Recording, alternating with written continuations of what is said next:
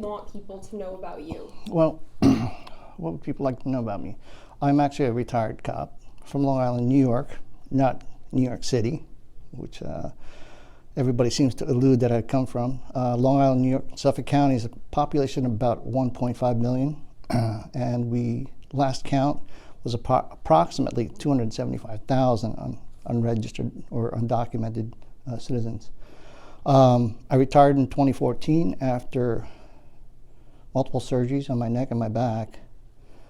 While on patrol one night, I was part of a DWI task force. I was hit by a drunk driver while I was following one, and another one went through a light.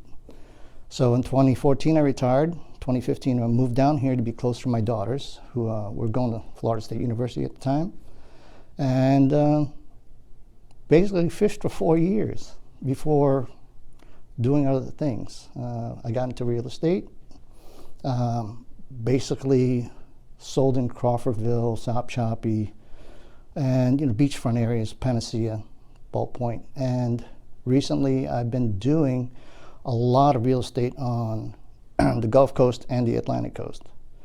But it didn't detract the fact that I was actually still involved with policing. I belong to a thing called, it's called Brotherhood for the Fallen. So basically my department, Suffolk County Police Department, sends me out as a liaison and as a representative of our department to funerals throughout the state. Recently, I just got back from Louisiana for a deputy that was killed there, and this weekend I'll be going to Lake County for another deputy that was killed in the line of duty. So I can tell you're still heavily involved with the police work, but why did you decide to run? There were a lot of questions in my mind whether I was going to run, truthfully or not, whether to get back into law enforcement. But the unfortunate thing is I see things that I just can't let go. Seems to be there's a lot of shortcomings with the department, and it's not the fault of the deputies. I think they're doing a great job. But I think that their training can be elevated. So, and I've got friends that live here. Of course, I remarried. My wife and my stepkids live here. Their parents live here. I owe no allegiance to anybody. So when people ask me, why aren't you running, you have a lot of experience. You get asked that so many times, and eventually you start seeing things that just don't feel right. So that leads into my next question. What is a challenge that you've noticed in law enforcement here in Wakulla County, and how do you plan to change that? Well, I think one of the biggest challenges we're facing right now is the growth population. There are people moving into the county from all over the place.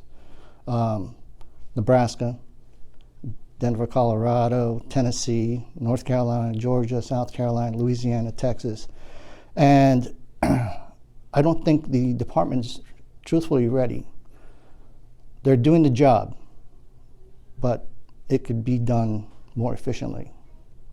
Yeah, and so how does being somebody that's from New York, how Long does Island. that impact, Long Island, how does that impact, your role? Do you think that affects you running for sheriff in any way? Well, there's a mentality, I'm not from here. I've been here since 2015, so I've kind of got the layout of the county. I've got to know a lot of people. When I got COVID in 2021, I got to know Wakulla really well because people just came out of the woodworks to help me out. And I moved here because I fell in love with this county. I love this county. I probably will die in this county. So in a case like this, I think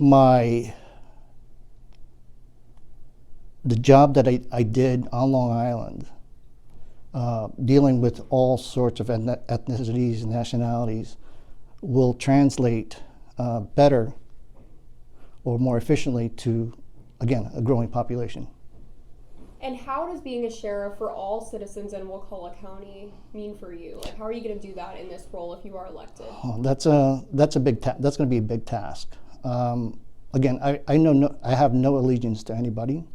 I will treat everybody fairly, and that's the only thing, again, that's the only promise I can make. And how do you plan to make a difference, and what will that look like? Well, probably one of my biggest, I was probably one of my biggest plans is, again, make the elevated deputies game, so to say. I want to afford them the opportunity to take other courses other than what they're taking now. And I'm not just talking about going to Pat Thomas Academy or FHP Academy or any local academies. I was certified by National Highway Traffic Safety Administration as an instructor in general topics, DWI, and things of that nature. And I've already looked into cost factors of sending deputies to those schools. Now, the question was always, well, we don't have the money or the funds to do that. So what I've done is I've already promised, and I've put it out publicly, I'm giving half the salary back. And I'm not giving back to the county. I'm putting it into a fund for deputies. So I'm not going to push them to go to school, but if there's something they need or something they want to do, and it makes sense for the deputies and the people of Wakulla, I will definitely send them. And so you talked about it a little bit, but the experience you have, how will that transfer and benefit the county if you are elected? Well, as far as experience, I've got a lot of road experience. I've probably arrested 500 drunk drivers or more. I've probably written over 16,000 plus tickets. So I was actually a law enforcement officer. I was out there on the road, so I understand what these deputies go through day in and day out.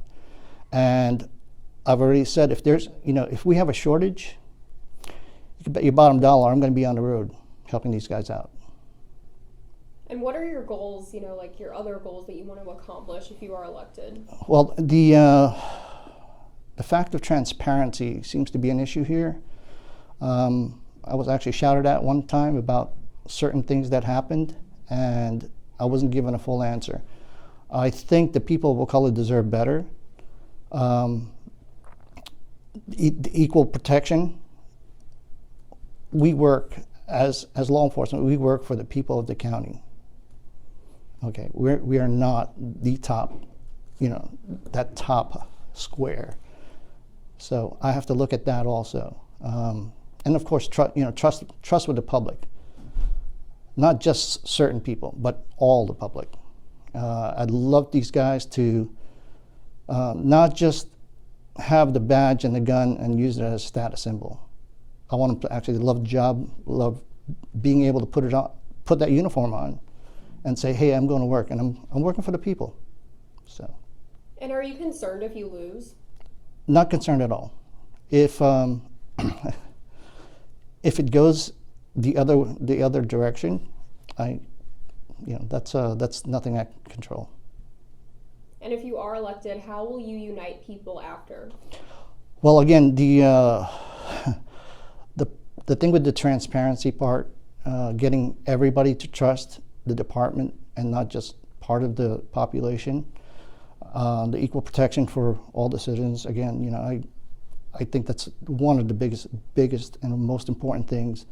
And trying to get the guys, again, be happy that they're working for the county.